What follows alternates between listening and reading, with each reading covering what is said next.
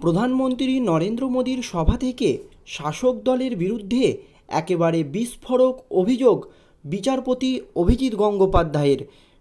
তিনি বলেন, বিচারপতি থাকাকালীন আমার চোখে ভয়ঙ্কর দুর্নীতি ধরা পড়ে এ রাজ্যে।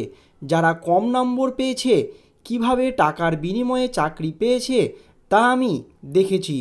যোগ্যদের চাকরি দেওয়া হয়নি, একেবারে দুর্বৃত্তদের দল বলে তৃণমূলকে তীব্র আক্রমণ শানালেন প্রাক্তন বিচারপতি অভিজিৎ গঙ্গোপাধ্যায়।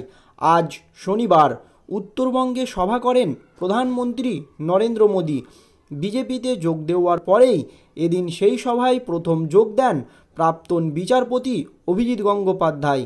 আর সেই মঞ্চ থেকেই no vote to Trinamool slogan দেন বিচারপতি।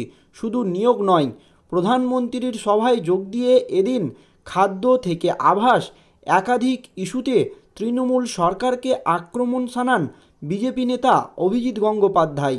পাশাপাশি সন্দেশখালিতে কিভাবে মহিলাদের ওপর অত্যাচার হয়েছে সেই বার্তা দেন অভিজিৎ গঙ্গোপাধ্যায়। বলেন, বাংলার শিক্ষা ব্যবস্থাকে শেষ করে দিয়েছে তৃণমূল সরকারের দুর্বৃত্ত দল। খাদ্য থেকে শিক্ষা সমস্ত মন্ত্রীরা এখন জেলে, এদের শিক্ষা দিতে হবে, আর তা দেওয়ার সময় এসে গিয়েছে বলে দাবি করেন অবসরপ্রাপ্ত বিচারপতি। তাই বাংলায় ৪২টি আসনেই বিজেপিকে ভোট দেওয়ার আবেদন করেন তিনি।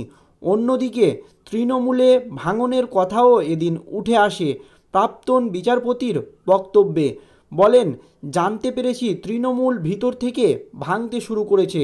তৃণমূলকে সম্পূর্ণ ভেঙে দিতে হবে, যাতে আগামী দিনে অর্থাৎ ২০২৬ সালের বিধানসভা ভোটে ওরা দাঁড়াতে না পারে বলে আক্রমণ করেন অভিজিৎ গঙ্গোপাধ্যায়।